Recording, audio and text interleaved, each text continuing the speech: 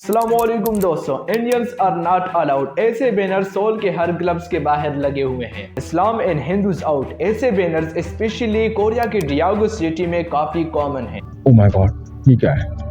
इस्लाम out, Hindu भी लिखा है इसमें। अब ऑफ कोर्स सोल के कुछ क्लब्स में या फिर बाकी सिटीज में ऐसे बैनर्स ना भी हों, लेकिन फिर भी ये कोरिया की ग्राउंड रियलिटी है। अब मैं आपको एक सिचुएशन बताता हूँ। सोचो कि आप कपड़े खरीदने जाते हो और दुकान में जाके जैसे ही आप कपड़ों को छूते हो तभी वो दुकानदार फौरन अपने कपड़ों को साफ लगने जाता है, तब आपको कैसा लगेगा? वेल कोरिया में इंडियन के साथ काफी बार ऐसा हो चुका है। Have you ever faced any form or type of racism or discrimination while living in Korea? When we go for shopping, when we take look at the dresses and all, then they be like, they come very fast, like they'll be sitting and relaxing. They just come dash and they're like, dust it. Okay, I'm not buying.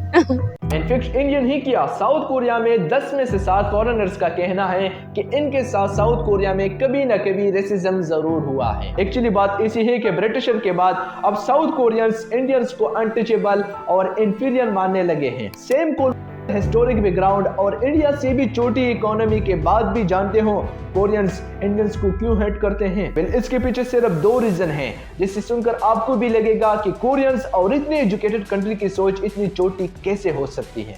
Only for Koreans, huh? Only for Koreans. Why? Why that policy? Huh? Why that policy? Yeah, but you cannot discriminate like that, right?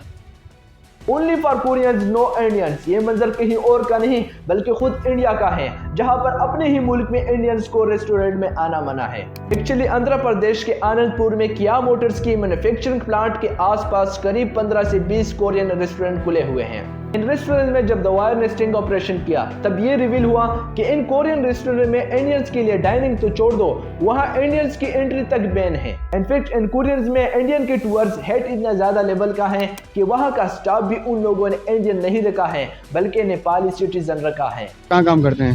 इधर ही काम करते हैं। आप इधर ही काम करते हैं? जी। अच्छा, तो आप तो इंडियन है? नहीं, नेपाल है।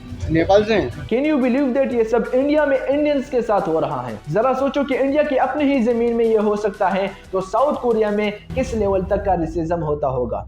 तो हाल ही में राज्यों के कोरिया बेस्ड एक इंडियन यूट्यूबर हैं, उसने अपने सबटिल क्रेजी कोरिया इस चैनल पर इंडियंस के खिलाफ काफी इंपॉर्टेंट इशू को अपनी व्लॉग में हाईलाइट किया। राज दरअसल पिछले 9 साल से कोरिया में रह रहा है, पर पिछले साल वो अपनी न्यू दिल्ली से आए हुए दोस्तों को कोरिया घुमा रहा था। तब उसके दोस्तों ने उसको कहा कि क्लबिंग के लिए चलते हैं, और राज इससे पहले क्लबिंग के लिए नहीं गया था। उसके लिए भी कोरियन क्लबिंग फर्स्ट एक्सपीरियंस होने वाला था, तो बीइंग अ व्लॉगर राज उस एक्सपीरियंस को रिकॉर्ड करने लग गया। अब जैसे ही वो पहले क्लब में पहुंचता है, देखना उसके साथ क्या होता है। उनको गार्ड बस सिर्फ इसलिए रुकता है क्योंकि वो इंडियन है। राज को वो कोरियन कहता है कि इस क्लब में इंडियंस अलाउड नहीं है, आगे वाले क्लब में जाके ट्राई कर लो।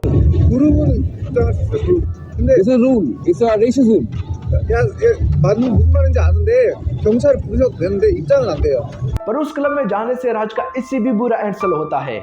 उस क्लब का गार्ड राज को ऐसे ऐसे करके भगा देता है। तीसरे क्लब में उनको किसी से झगड़ा करने की भी जरूरत नहीं होती, क्योंकि वहां तो सीधे बोर्ड में ही लिखा होता है Indians and Pakistani are not allowed. अब मुझे पर्सनली इस पूरे इंसिडेंट में किस बात का सबसे बुरा लगा? देखो, ये सब जब चल रहा था तब कई कोरियंस इसे देख रहे थे, पर उनमें से किसी ने भी इन इंडियंस की मदद करने की कोशिश नहीं की। अब जरा वो इंसिडेंट याद करना जिसमें वो साउथ कोरियन यूट्यूबर को मुंबई में कुछ चपरी लड़कों ने चढ़ा था, याद है? बहुत वायरल हो गया था।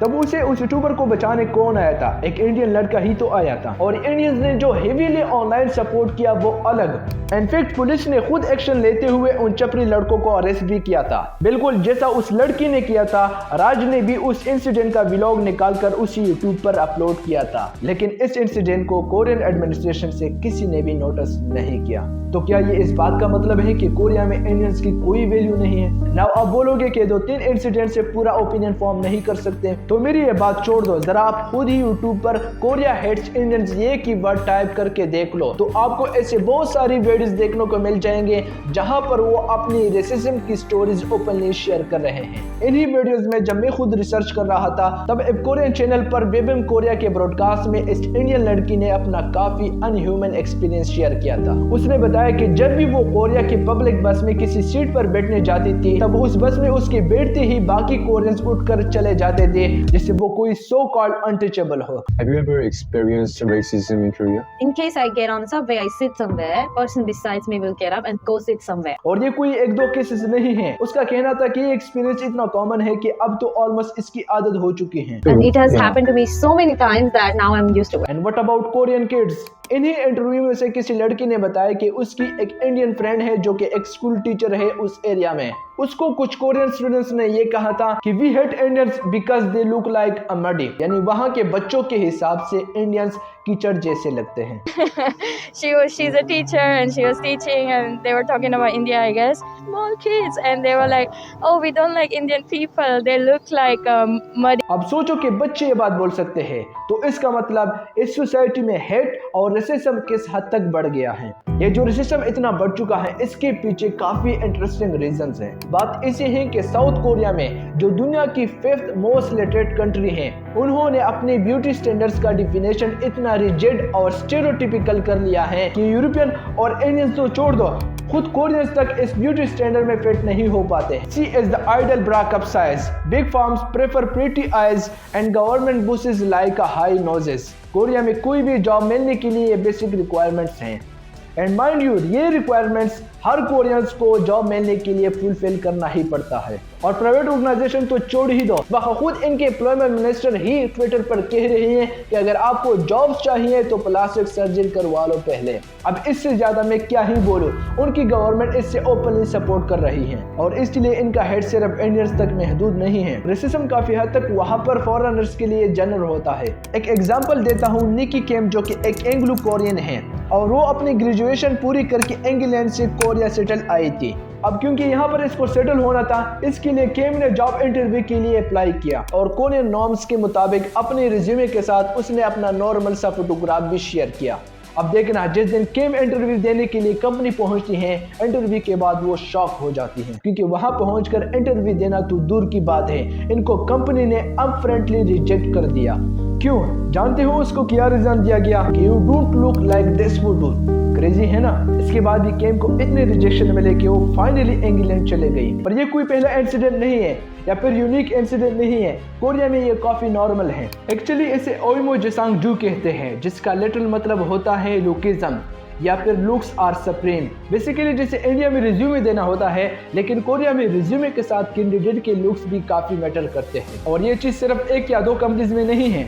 एक सर्वे के मुताबिक जिसमें कोरिया की 900 बिजनेसेस को सर्वे किया गया था, बाय द वे इसमें गवर्नमेंट ऑफिसेज भी इंक्लूडेड है। उन 900 में से 60% बिजनेसेस में एप्लीकेंट्स को फोटोज को सबमिट करना लाजमी था और आगे चल के फिर कैंडिडेट का सिलेक्शन भी एक्चुअल लुक्स पर डिपेंडेंट होता था।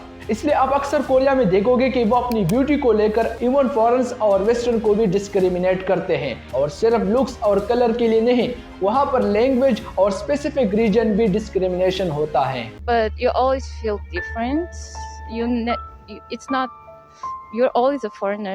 I don't know if you know what I mean, but you don't 100% you don't fit in. अब ऐसा भी नहीं है कि इनके सरकार ने इस डिस्क्रिमिनेशन को रोकने के लिए कोई कोशिश नहीं की है पास्ट में, लेकिन प्रॉब्लम यह है कि जब भी कोई सरकार ऐसा करने की कोशिश करती है तब उनकी सरकार ही खतरे में आ जाती है। एक्चुअली 2016 में एंटी डिस्क्रिमिनेशन बिल ऐसे एक लॉ को एक एमपी ने कोशिश की थी। इनफैक्ट ये बिल तो उनकी लेजिस्लेटिव कमेटी में भी पास हो चुका था, पर गवर्नमेंट को इसे खारिज ही करना पड़ा आखिर में, क्योंकि कई बड़े बिजनेसमैन और कोरियन एम्प्लॉय फेडरेशन ने इस बिल के खिलाफ आवाज उठाई, जिसके बाद सरकार को इस बिल को खारिज करना पड़ा। अब देखो कोई सरकार इनकी सुनेंगी क्यों नहीं, क्योंकि आखिर पार्टी की फंड्स तो इन्हीं कंपनी से आती हैं, तो फिर हम इसकी सरकार की भी कंप्लीट गलती नहीं बोल सकते, क्योंकि लुकिज्म का जो ये कॉन्सेप्ट है कोरियन सोसाइटी में काफी पेनिट्रेटेड हो चुका है। इनका माइंडसेट ही ऐसा हो गया है कि आप इस बात से अंदाजा लगाओ कि वहाँ बच्चों को ग्रेजुएशन के बाद क्या मिलता होगा, plastic surgery.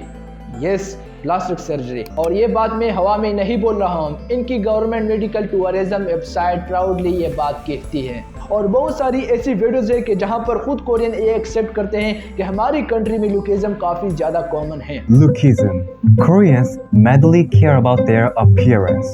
This is why Koreans take plastic surgery a lot. और अब जहाँ लुक्स इतना ज्यादा डिमांड में हो तो बेचने वाले तो चुप नहीं बैठेंगे। इसलिए आप अक्सर देखोगे कि वहाँ मेट्रो स्टेशन में, बस के ऊपर, बिल्डिंग के छत पर और हर जगह में आपको सिर्फ और सिर्फ प्लास्टिक सर्जरी की ही एड देखने को मिलेगी। अब तक हम हेड्स और रेसिज्म के बारे में इन जनरल बात कर रहे थे, पर इंडियंस को लेकर इनका हेड्स नेक्स्ट लेवल तक है। अब ऐसा क्यों है? इसके दो मेन रीजंस हैं। तो जैसा मैंने बताया था कि कोरियंस काफी एजुकेटेड है, उनकी लिटरेसी रेट 98.8% है। और क्या फायदा, उनकी यूथ का अनएम्प्लॉयमेंट रेट जानते हो कितना है? तकरीबन 20%, जिसमें उनकी ही माइंडसेट का बहुत बड़ा रोल है। मतलब आप खुद देखो कि क्या इंडिया में, क्या यूएस में, क्या यूरोप में एजुकेटेड लोग छोटे मोटे जॉब्स नहीं करते हैं, लेकिन this is not the case in Korea. So currently Korean industrial और फार्मिंग सेक्टर्स में बहुत heavy shortage of workers face हो रहा है। मतलब आप भी सोचो कि सिचुएशन वहाँ की इतनी बदतर है कि कोरियन सरकार को ब्लू कलर वर्कर्स को बाहर से इंपोर्ट करना पड़ रहा है, बस सिर्फ इसलिए कि इनका यूथ पढ़े लिखे होने की वजह से ऐसे छोटे मोटे जॉब नहीं करना चाहते। अब देखो, अब तक आपको यही लगता होगा कि इंडियंस वहां पर पढ़े लिखने और आईटी जॉब्स के लिए मोस्टली जाते हैं, पर ये one sided of the story है। असल में बहुत सारे इंडियंस ऐसे भी हैं जो वहाँ कई छोटे मोटे जॉब्स करते हैं।